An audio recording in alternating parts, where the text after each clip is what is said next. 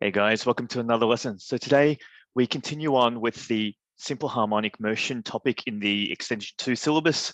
The lesson today will be focused on an application, a very common application of SHM, and that is the application to tides, right?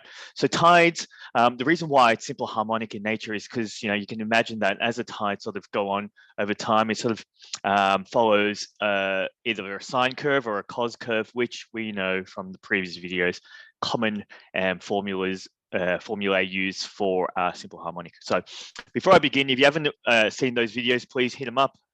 They set the framework for and explores the different types of questions that you'll see in this topic. So I put up 2 videos on simple harmonic. The first video was just an introduction and some common questions. The second video, special case, which is expressed in terms of v squared. And then, yeah, this video on tides, just to wrap it up. So let's begin with this notion that, explore why tides and simple harmonics are related, right? So now we know that if you sort of imagine tides being, follow sort of waves that repeat itself over time simplistically. Obviously, we know in reality, tides isn't always, exactly simple harmonic, but it's basically approximated to be in most questions. So now I'm going to say this out loud.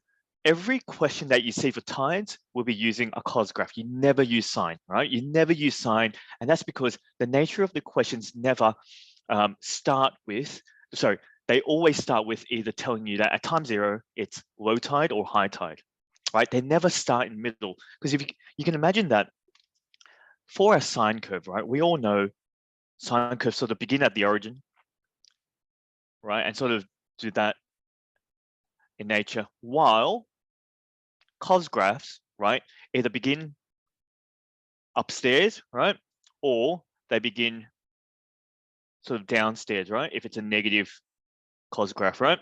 And the reason why that's important is we would never use this because your tides never begin, I've never seen a question, now, can be, right?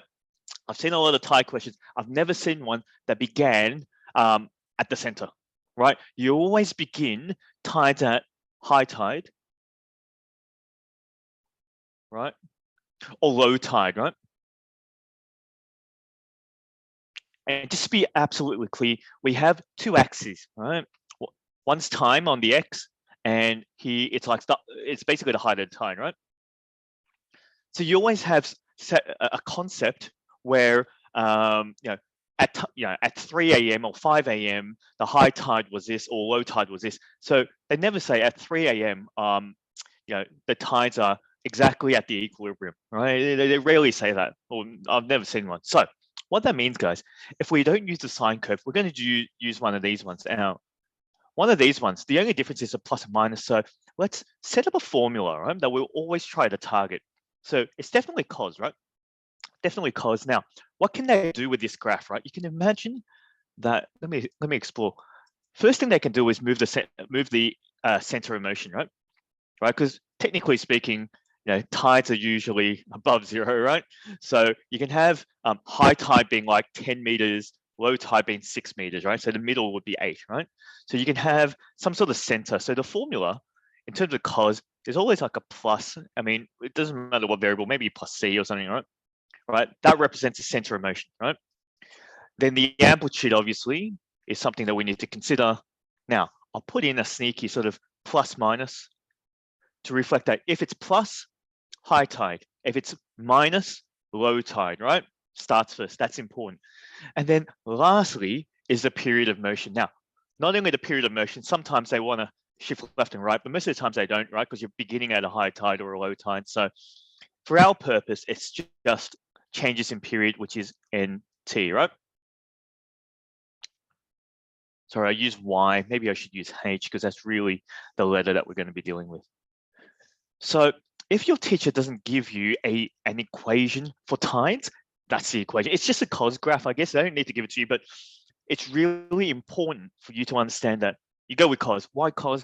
You never begin in the center. Now, I've got 2 questions prepared.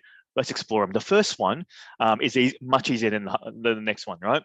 So the first one, they give you the equation, which makes it a little bit easier. The next one, they basically give you information for you to derive it. So let's hit it up. Let me go here. So this one's from PLC 2016. Let's go through it, right? So it says the rise and fall of the tide, right, is simple harmonic, right? Follows a wavelength, right? Where the time between low and high tides are 6 hours. Right? That's important. Now, in this case, they gave you the equation, but the 6 hours, right, represents period, right? So period motion is 6 hours. Every 6 hours, you have a full wavelength. Yeah, good. The water depth at the harbor entrance at high and low tides are 16 meters. So this is high, right? And this is low. Right? So all of a sudden, that defines for you the amplitude and the center of motion. Right? It tells you, 16 and 10. So the middle must be 13. Right?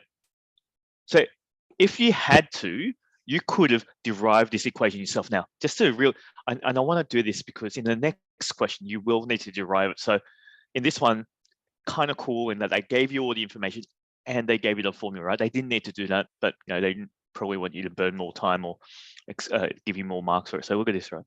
That 13 derivable because that's the center of motion, right? 3 is the amplitude, that's derivable as well because it's 16 and 10. So compared to the center, it's 3. Now this guy here, that's derivable because if this is period of motion, which is 2 pi on n. Switch. Wait a second, 2 pi on n. The time between, I got that wrong there, right? The period of, this is between low and high, that's half of the period. So the period of motion there should be 12, right? That makes sense. Yeah, because then n, if I made n the subject, it would be 2 pi on that, so that's pi on 6. That's where the pi on 6 is, right? So everything makes sense, right? We didn't need to derive that. And also you can see it's a negative one. That's important because negative means I'm going to begin at low tide, right? I bet you the question, you can see here, the next question, let's have a bit of foresight. Begins at low tide, right? So they gave you a negative cos graph with the purpose of starting at the low tide. So that was fun. Actually, no, in this question, I actually needed to show it, but they gave it to you. So I guess all your teacher's really looking for is this exact working out, right? They're basically looking for the period of motion is 12 equals to 2 pi on 6, right? And therefore, 2 pi on n. Yeah. So n equals a pi on 6. And then you go center of motion is, I'll go 16 plus 10. It's just the average, right? 13.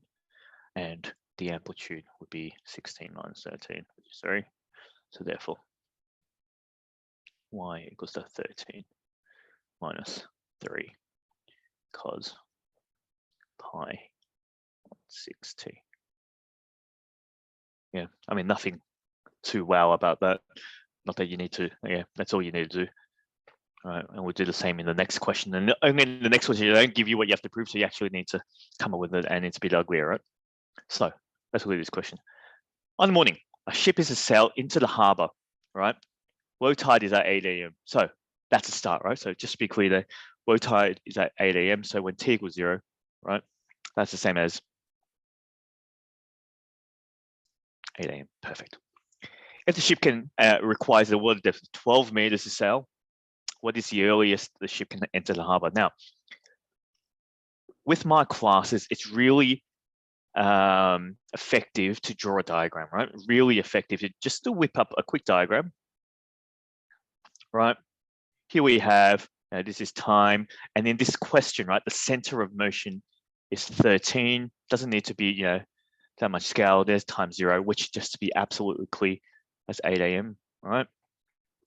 Yeah, so in this question, it's a negative cos graph, right? Starting with an amplitude of 3, so that's 10, and that's 16. So it starts here, and the period of motion is 12 hours, right? So 8 p.m. This is a really nice question there. That's 12 there. So I start and end there. So my middle point there is 6 hours, right? So I sort of go like that. Now, obviously, it keeps going, right? Don't need to draw anything more than that. Because in this question, it goes at 12 meters, right? So let me just move this 13 upstairs. So 12 meters, right?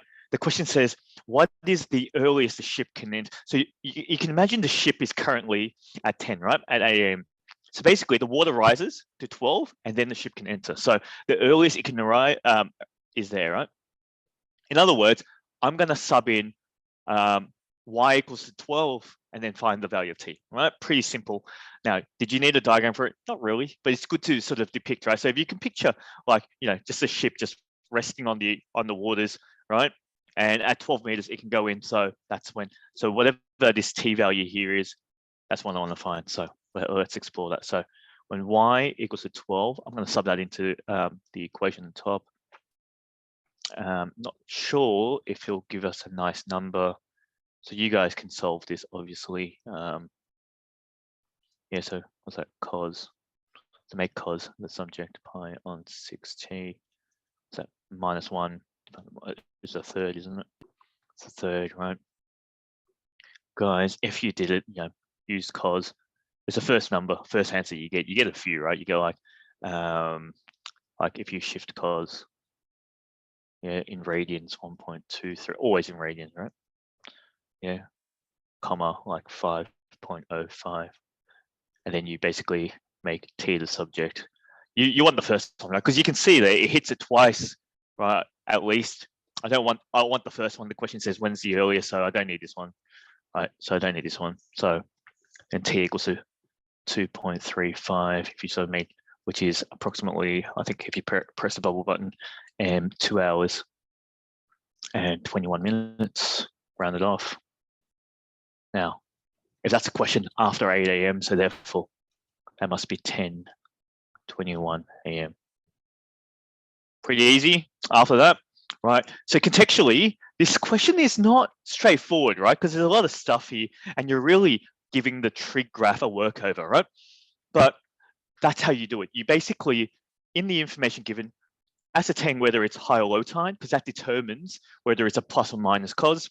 And once you do that, center, amplitude, period of motion, all can be derived from the information. Now, if that was okay, let's hit up a question from Sydney Girls.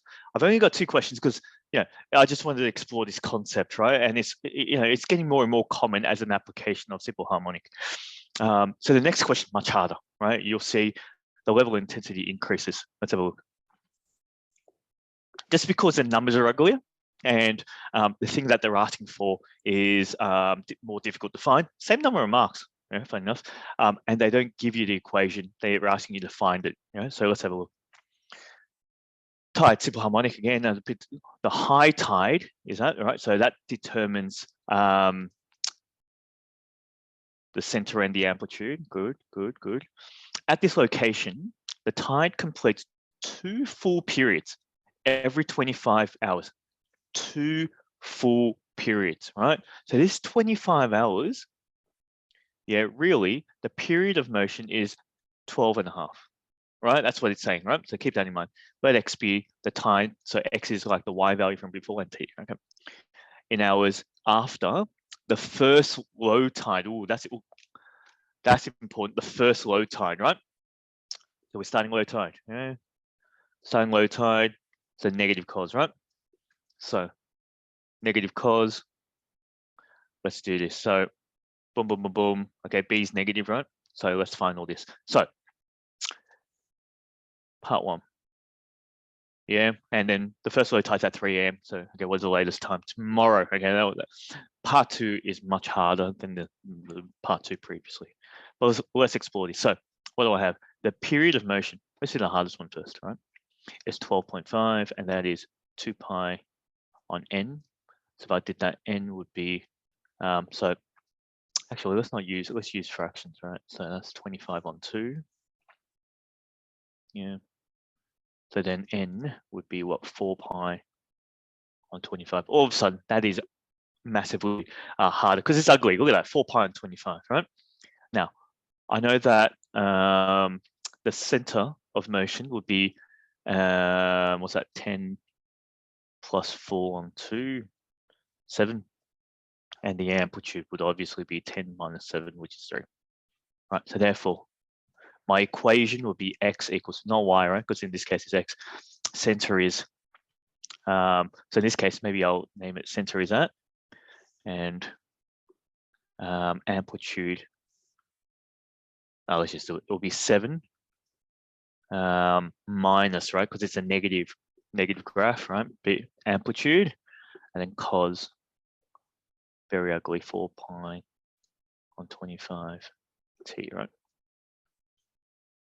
Yeah, that is my answer. Do I need to say find the values? Okay, so therefore that's A, that's B, and that is N. Oh, easy, right? Well, not really, but you know, I don't think so. If it's easy based on that explanation, amazing. It's not supposed to be, right? It's supposed to be a bit challenging. Now, the next one, the graph really helps. Let's have a look, right? It's not easy. The first low tide is at 3 a.m., right? Great. Starting low tide, 3 a.m.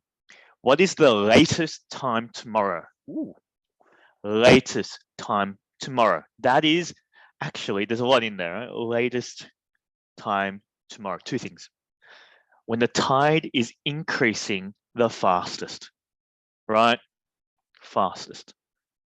Now, before we do this and explore, let's draw the diagram first, right? Let's draw a neat diagram of this. And to draw this neat diagram, I'm just gonna, let's make it a bit larger, right? So here I am, draw a straight line. Yeah. So this is 0, right? It is t equals 0, but also, AKA, it's 3 a.m. Right? I'm just going to draw a few, right? So if I said, and this is important because if that's 0, then let's say this is day number 1, 24. Why am I caring about dates? Because it's asking for tomorrow. So then day number 2, let's say 48. So just be absolutely clear here, right? This is 3 a.m. as well. This is 3 a.m. as well. And then in the middle there, my 3 p.m.s, right?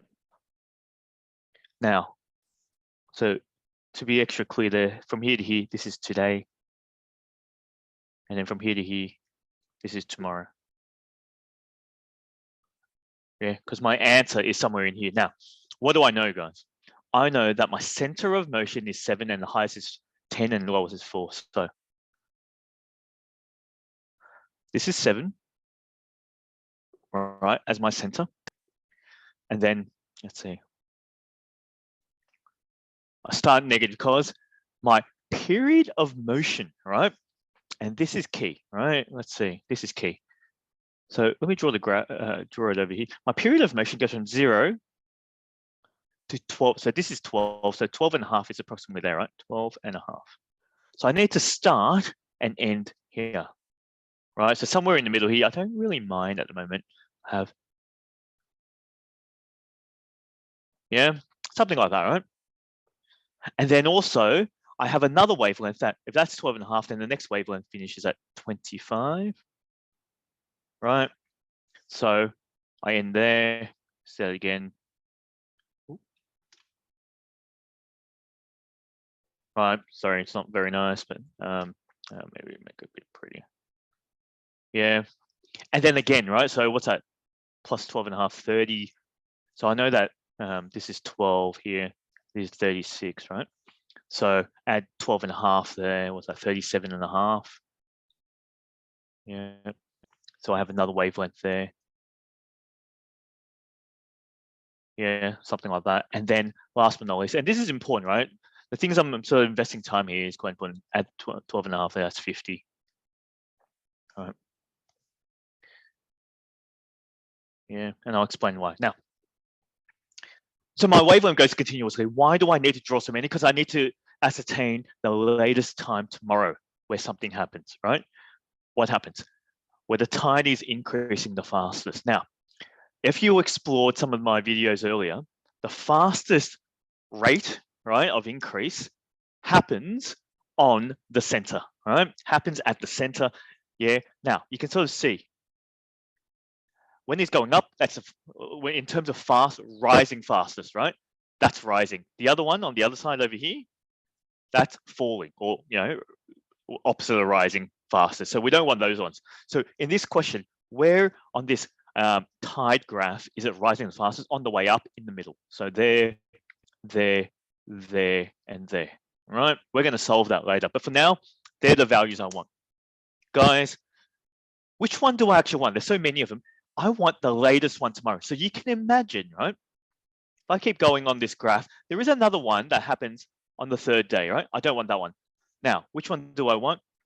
I don't want this one and don't want this one because they're in today. These two are tomorrow. I want the latest one. So I don't want this one. This is the one that I want, right? This guy here. Does that make sense?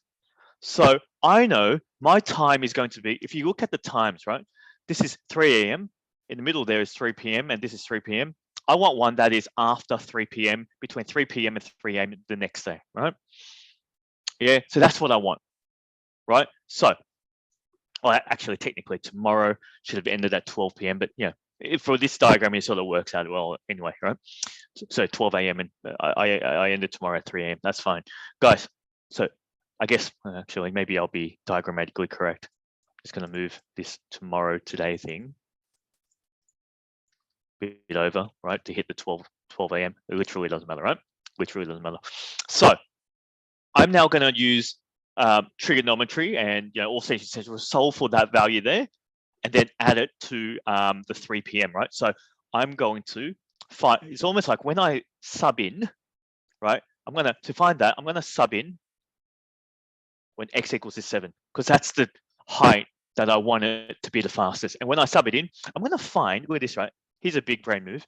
I'm going to find the first value that it hits this number, and then I'm going to, whatever time that is, right? Whatever time that is, I'm going to add that to 36 hours. Does that make sense? So instead of trying to find it, find the one, I'm just going to take whatever answer it is and just add it to 36 hours, right? That's, add it to, not 36, sorry, add it to 37 and a half, because that's where it bottoms out, right? So whatever answer I get for t, add it to 37 and a half. Can you see that, right? Because at the bottoms here, right, they're all equivalent. So I just find the first time that I get fastest height, rising rate. I'm just going to add it to 37.5. So let me see if I have vertical space of this. Yeah, there are heaps of vertical space. Right. So let's see this. So when x equals is 7, right? The question, what was my formula? 7. So 7 equals is 7 minus 3 cos 4 pi on 25 t. Just ugly, it's fine, right?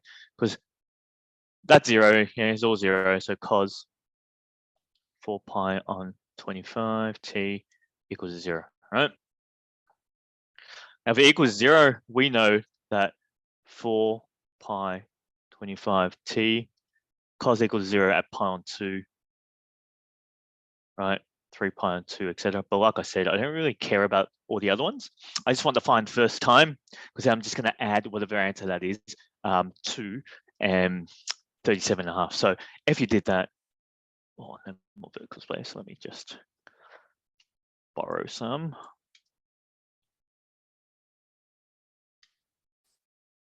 Oh, borrow too much. Perfect.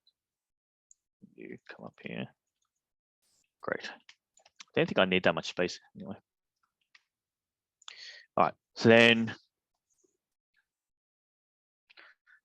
if you solve that, I mean, pi's cancel out. I think it's actually 9. So it's 25 on 8. Is it?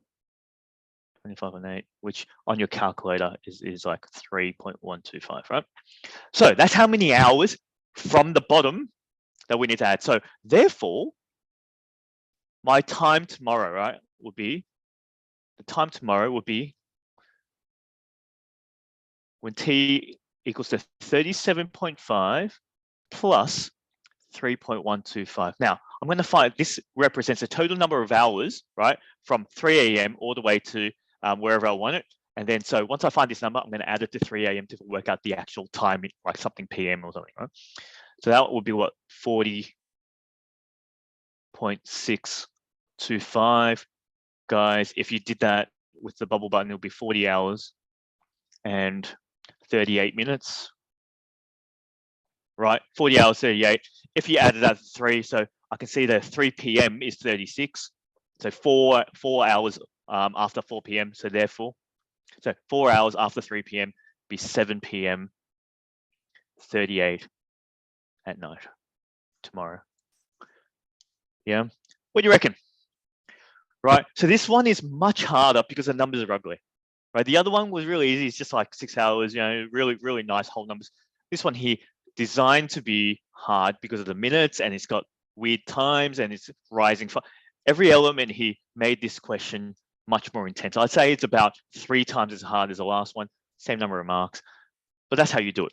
Hopefully that was okay, guys. That wraps up the simple harmonic motion topic. Hopefully that was insightful. If you liked the video, please give us a like, subscribe to the channel, tell your friends. I'm still taking requests. If you have any questions or topics or concepts that you want me to explore, feel free to drop it in the comments in the in this video, or the one where I'm asking for comments, and I'll attend to it. Otherwise, guys, see you later. Thank you.